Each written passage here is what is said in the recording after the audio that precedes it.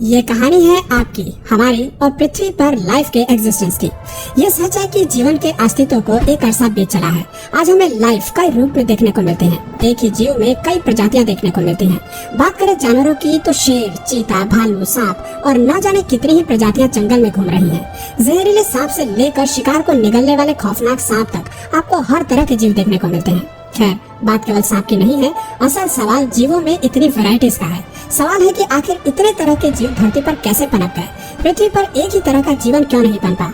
जब सब कुछ एक सिंगल सेल से शुरू हुआ तो एवोल्यूशन की कहानी इतनी लंबी और पेचीदा कैसे हो गई। अगर आप सोच रहे हैं कि आज हम ह्यूमन एवोल्यूशन पर बात करने वाले हैं तो आपका गैस बिल्कुल गलत है। आज हम आपको विज्ञान की नजर से वो कहानी सुनाने वाले हैं जब एक छोटे बेबीज की तरह जानवरों का पृथ्वी पर जन्म हुआ। इतिहास में पहली बार सांस लेने के लिए उनके फेफड़ों का निर्माण हुआ, देखने के लिए उन्हें आंखें मिली और खुद की फॉर्मेशन के लिए एक अवसर मिला। वह अवसर जिसकी बदौलत पृथ्वी पर जीवों का साम्राज्य 4 बिलियन साल पहले। ये है हमारी पृथ्वी, जिसकी सतह पर केवल खौलते लावा के सिवाय कुछ भी नहीं था। यही लावा जल्द ही 9 मिलियन लिविंग स्पीशीज के लिए उनका घर बनने वाला था। खैर, ये रास्ता इतना भी आसान नहीं था। राख से जीवन को जन्म देने के लिए कई घटनाएं होने वाली थी, लेकिन इनमें सबसे पहला पड़ाव पानी था। एस्ट्रॉइड्स और कॉमेट्स ने भले ही पानी को पृथ्वी पर छोड़ा, लेकिन यह पानी केमिकल्स और ऑर्गेनिक कंपाउंड से भरा था, जिन पर आसमान से कड़कती बिजली का पड़ना बाकी था। लाइटिंग स्ट्राइक के प्रभाव से पानी में मौजूद केमिकल एटम्स ने जुड़कर एक चेन बनाना शुरू किया, जिससे जेनेटिक मटेरियल का निर्माण हुआ। इस मटेरियल का ऐसे खतरनाक वातावरण में बचना हालांकि मुमकिन नहीं था, लेकिन पानी में मौजूद ऑयली मटेरियल की वजह से पहले सिंगल सेल ने पनपना तय किया था। पर अपनी फॉर्मेशन के बाद ये सिंगल सेल कहाँ चुप बैठने वाला था। 3.5 बिलियन साल पहले जेनेटिक मैसेजेस और केमिकल इंस्ट्रक्शंस के चलते इस सेल ने खुद को पहली बार कॉपी किया। यह जीवन की पहली कड़ी थी जिसने पृथ्वी पर कुछ अद्भुत कर दिखाया था। अपने क्लोन को तैयार करके इसने धरती पर जीवन की शुरुआत कर दी थी। तब ये सेल नहीं जानता था कि आगे चलकर इंसान, जानवर, पेड़ पौधे, चिड़िया और मरीन एनिमल सब कुछ इसी से विकसित होने वाले थे।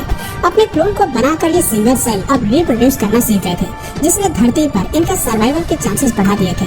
2 बिलियन साल तक रिप्रोड्यूस करते हुए सिंगल सेल की पीढ़ियों ने खुद को ऐसे ही कायम रखा, लेकिन फिर एक घटना ने सब कुछ बदल दिया। गलती से 2 सेल्स का आपस में टकराव एक बाहरी बदलाव लेकर आया, जिसके तहत 2 सेल्स आपस में मर्ज हो गए और इनके जीन्स भी आपस में जुड़ गए। दिलचस्प बात थी कि इस मर्ज सेल ने भी अपने आप को कॉपी किया और इससे उत्पन्न होने वाले बाकी सेल्स ने भी इस प्रक्रिया को जारी रखा, जिसकी वजह से आने वाले सेल्स में एक की बजाय 2 सेल्स थे।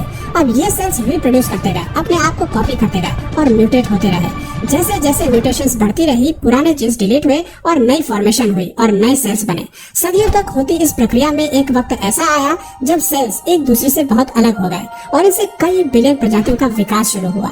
पानी के अंदर चल रही इस फॉर्मेशन से वहाँ कई प्रजातियां पनपने लगी, लेकिन जो हमारे विकास के लिए जिम्मेदार रहे वो थे 3 इंच लंबे वाटर वर्म। पानी के अंदर क्या आप इस जीव को देख सकते हैं? दरअसल ये हम हैं। आज से लगभग 550 मिलियन साल पहले ये वो समय था जब म्यूटेशंस के चलते मेल और फीमेल जेंडर का विकास हो चुका था।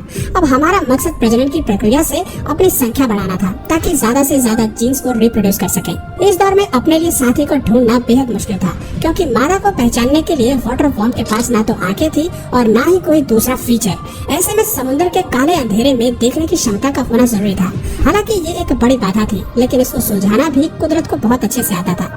जल्द ही प्रकृति का सबसे अद्भुत और अनोखा आविष्कार दुनिया में आया। हम बात कर रहे हैं आंखों की, जिसने वाटर वर्म को पानी के अंदर अपने पार्टनर को देखने और ढूंढ निकालने की ताकत दी। इस आविष्कार के लिए सबसे पहले वाटर वर्म के कुछ स्किन सेल्स म्यूटेट हुए।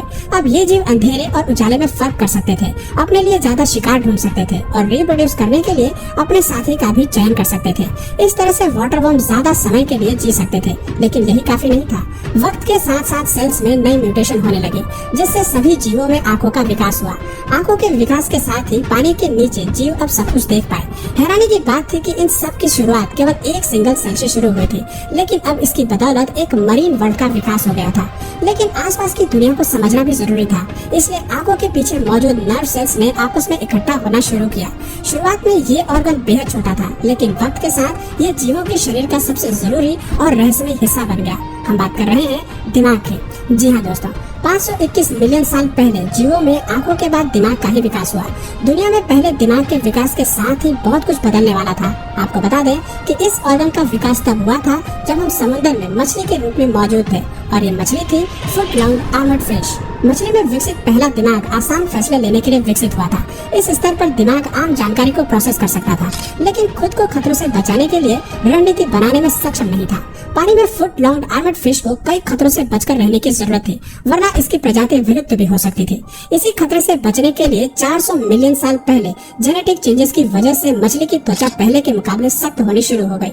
खुद को खतरों से बचाने के लिए इन जीवों में दांत और जबड़ों का भी विकास शुरू हुआ, जिसका मतलब था कि अब ये मछली ज्यादा भोजन खा सकती थी, अपने लिए शिकार कर सकती थी। एक मजबूत शरीर के साथ 375 मिलियन साल पहले मछली में कई फीचर्स विकसित हो गए थे, जिसकी वजह से अब ये आराम से किसी भी शिकार को पकड़ सकती थी। लेकिन समस्या ये थी कि पानी के नीचे मौजूद ऑक्सीजन इसके लिए काफी नहीं था। ऑक्सीजन की कमी से पानी के अंदर इसका ज्यादा समय तक सरवाइव कर पाना आसान नहीं था। इसके अलावा वहाँ मौजूद टॉक्सिक कार्बन डाइऑक्साइड भी इनके लिए एक बड़ा खतरा था। हालांकि वहाँ भोजन की कमी नहीं थी, लेकिन ऑक्सीजन जीवन के लिए मेन इंग्रेडिएंट था, जिसे पाने के लिए इन्हें कुछ बेहद ही बड़ा करना जरूरी था। दोस्तों, कुदरत का नियम तो आप जानते ही हैं कि कुछ भी पाने के लिए रिस्क लेना ही पड़ता है। इस मछली ने भी यही किया। ऑक्सीजन के लिए फुट लॉन्ग आर्मर्ड फिश पानी की सतह पर आई और इसने ऑक्सीजन लेना शुरू किया। शरीर में ऑक्सीजन के ट्रेवल होने की वजह से धीरे धीरे लंग्स का विकास हुआ। लंग्स के विकास के साथ ही पानी में एक नई प्रजाति पनपी, जिन्हें नाम दिया गया इस्ट्योस्थेगा। इस्ट्योस्थेगा असल में हम ही थे और हम हवा और पानी दोनों में सांस ले सकते थे। हवा में सांस लेने के लिए हम लंग्स का इस्तेमाल करते थे, जबकि पानी में सांस लेने के लिए हमारे पास गिल्स थे। आज हमारे पास गिल्स नहीं है, लेकिन दोनों स्थिति में सांस लेने का मैकेनिज्म हमें आता है। पानी में रहते हुए इस्ट्योस्थेगा को काफी समय हो चुका था, लेकिन बाहर की दुनिया की तरफ इनका खिंचाव ज्यादा था। 365 मिलियन साल पहले वो समय भी आया जब हमने अपना सर पानी से बाहर निकाला और हमारे सामने मौजूद जमीन की तरफ बढ़ने लगे। ये जगह हमारे लिए अनजान थी, लेकिन दिलचस्प भी। पानी के बाहर आकर हम इतिहास का रुख बदलने वाले थे और जमीन पर उस जीवन की शुरुआत करने वाले थे जो पृथ्वी का इतिहास बदलने वाले थे। फिर वो पल भी आया जब हम पानी से बाहर आए। इस्ट्योस्थेगा ही वो पहले जीव थे जिन्होंने बाहर की दुनिया में आकर सब कुछ बदल दिया, लेकिन ये इतना आसान नहीं था। जमीन पर आने की कीमत भी इन्हें चुकानी थी। इनकी नर्म त्वचा सूरज की रोशनी झेलने के लिए नहीं बनी थी, इसलिए जमीन पर इनका विलुप्त होना पक्का था। लेकिन कुदरत इन्हें आसानी से खत्म होने देना नहीं चाहती थी। फिर वो दौर भी आया जब इन जीवों ने धीरे धीरे इस वातावरण में अडॉप्ट करना सीखा।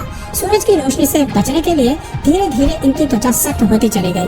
340 मिलियन साल पहले हम इस्ट्योस्थेगा से कैसिनेरिया में तब्दील हो गए। इसके साथ ही हमें मोटी चमड़ी और पंजों का निर्माण हुआ ताकि हम जमीन की सख्त सतह पर चलने के काबिल हो सके। धीरे धीरे हमने अपने आप को जमीन के हिसाब से ढाला, लेकिन तपती धूप में अंडों का बचना मुश्किल था। प्रजनन के लिए इस्तेमाल होने वाली पुरानी प्रक्रिया जमीन पर किसी काम की नहीं थी। ऐसे में यहाँ कैसिनेरिया ने प्रजनन की एक नई प्रक्रिया को चुना, जो आज भी कायम है। आज भी सभी जीव इस प्रक्रिया से ही रिप्रोड्यूस करते हैं, जिसे हम सेक्स कहते हैं। यहीं से जीवों में सेक्स की प्रक्रिया शुरू हुई। इस प्रक्रिया की जरूरत इसलिए पड़ी ताकि बच्चे एक हार्ड शेल्स के अंदर पैदा हो सके। ये एवोल्यूशन का एक ऐसा मास्टरपीस था जिसकी वजह से जमीन पर जीवन एक नए सिरे से शुरू हुआ। धरती पर रेप्टाइल्स वो पहले जीव थे जिन्होंने अंडे देने शुरू किए। अंडे देने की वजह से हमें नए बेबीज में जेनेटिक वैरायटी देखने को मिली। इस वैरायटी ने हमारी प्रजाति को मरने नहीं दिया। आपको बता दें कि कैसिनेरिया वो पहले जीव थे जो पूरी तरह से जमीनी सतह पर रहने के लिए एडॉप्ट हुए और इनके बच्चे भी ऐसे वातावरण में आसानी से एडॉप्ट हो गए। ये जीव पृथ्वी के खुले वातावरण में सांस ले सकते थे, चल सकते थे और खुद के वजन को भी संभाल सकते थे। लेकिन एवोल्यूशन की कहानी केवल यहीं तक सीमित नहीं थी। अभी इसके साथ बहुत कुछ होना बाकी था। ये समय रुकने का नहीं था, बल्कि एक ऐसे लाइफ को फॉर्म करने का था जो आगे चलकर पूरे अर्थ को डोमिनेट करने वाला था। ये सब कैसे होने वाला था? आखिर अब कौन से ऑर्गन्स डेवलप होने वाले थे और एवोल्यूशन की होड़ में अब कौन से जानवरों का एवोल्यूशन होना बाकी था?